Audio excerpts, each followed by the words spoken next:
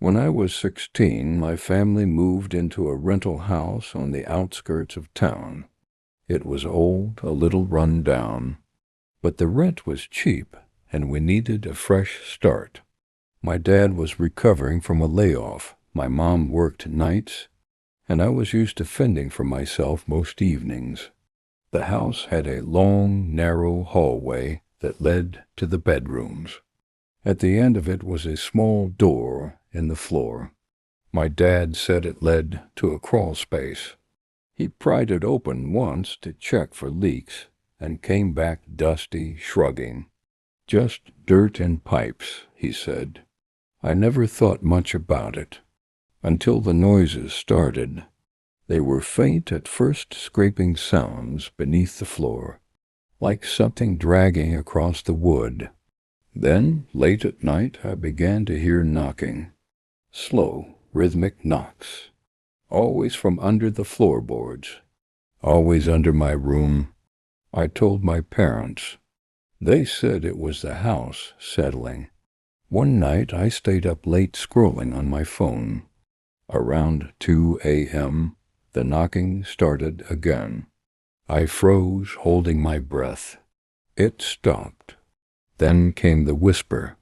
It wasn't clear at first, just the muffled sound of something speaking right beneath the floor. But as I leaned over the side of my bed, heart pounding, I heard it clearly. "Let me out." I didn't sleep the rest of the night. In the morning, I begged my dad to seal the crawl space. He brushed me off. "You're just scaring yourself. Too many horror movies." I started sleeping with my light on, and I moved my bed to the far wall, away from the hatch. A week later, my mom came home from work to find me asleep on the couch. I told her I couldn't be in my room anymore. I didn't tell her why. She looked tired, worried, like she already knew. That weekend, I decided to prove to myself it was nothing. I waited until noon, when sunlight poured through the hallway. I opened the crawlspace door. The air that rose up was cold and sour. I shined a flashlight into the space below. Dirt floor, pipes, spiderwebs, just like Dad said. But then I saw the drawings, dozens of them scratched into the wooden beams. Stick figures, some with big round mouths, some missing arms. One drawing showed a person lying in a bed, and a dark shape under the floor with 2 eyes drawn in white chalk. And then I saw the fingernails.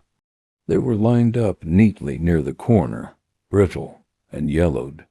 Human, not animal. Some still had bits of skin attached. I slammed the hatch shut and didn't say a word. We moved out 3 months later, after my dad got a better job across the state.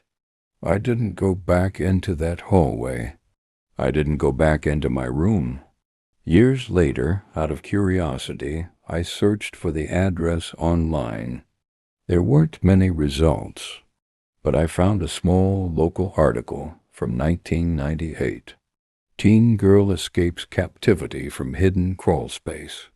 The photo was grainy, but it was our house. The girl had been missing for 2 years. A drifter had kept her hidden beneath the floor, drugged and bound, fed just enough to stay alive. He'd carved drawings into the wood to keep her company. She escaped one night while he was passed out drunk. Police arrested him hours later. The crawl space had been sealed until my dad opened it.